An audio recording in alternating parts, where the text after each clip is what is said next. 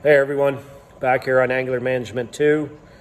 Have done some little bit of work on it since our last video, and I'll show you what I've done.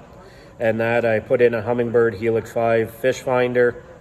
We put a little electrical panel in, new fuse panel, ground block. I'll show you how I wired that. That's just for little separate accessories and that. Hope you like the video, and we'll get at it. So here we have the Hummingbird Helix 5 fish finder. I mounted it right ahead of the driver, watching on that one. The boat came with a Garmin we have on that side where passenger can watch, so we'll be running two fish finders and I'll take you back and show you what I did on the back for the transducer. So here we are back on the back of the boat. Here's the Hummingbird transducer. We haven't leveled it off yet because I'll have to be out in the water, do the nickel test. If you're wondering what the nickel test is, there's links on YouTube. Look it up, it's fairly simple. Easy way to figure out how to get your transducer level. Just, it takes some time because you have to go out on the water, go back onto the trailer and everything. So by Hummingbird instructions, that's mounted 15 inches over from the outdrive. It's an aluminum boat, so 1/8 of an inch up off the bottom, and mounted it. Now up here, I just got the electrical tape on there holding the cable just because the silicone's still drying. It takes a 5/8 drill bit to drill the hole through for the big enough of the connector to go through. And once it was through, cable run, I filled it full of silicone, got these nice little chrome caps off Amazon, measured out, drilled the 3 holes, filled those 3 holes full of silicone, filled the cap full of silicone, and put it on and screwed it in.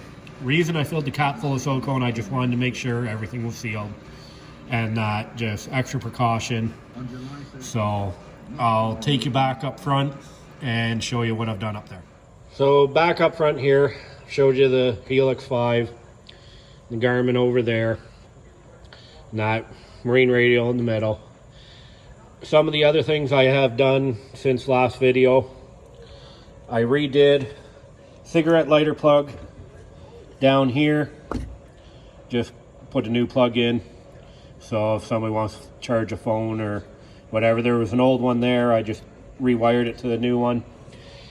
Something else I did over here in front of where a passenger would ride, I have put this little panel. I got this off Amazon. It's got a 12 volt cigarette lighter point. It has, if I can get it out of here, nice tight sealed caps. We've got 2 USBs and a voltage gauge.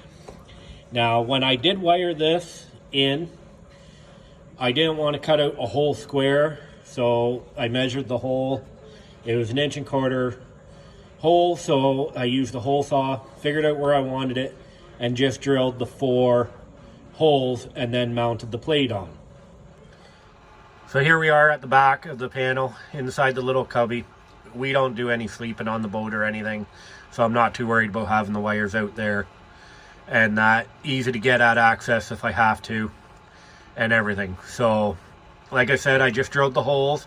I didn't want to cut the whole square out, left some strength in there and that.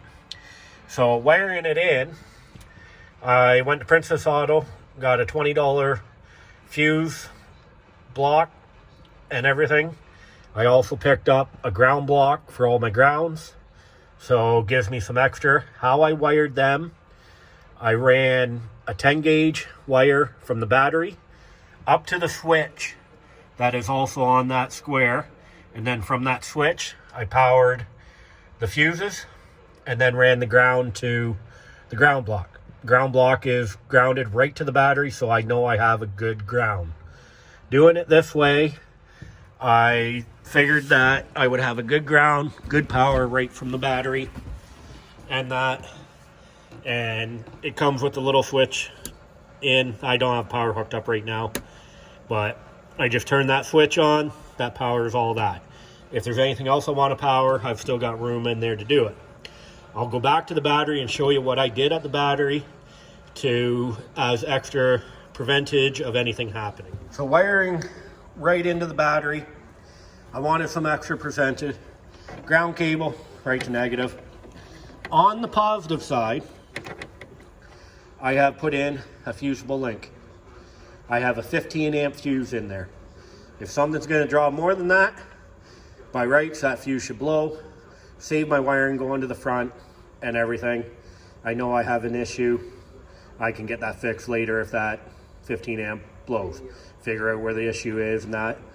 But if everything works, then that shouldn't be an issue, and I'm safe just with extra precaution.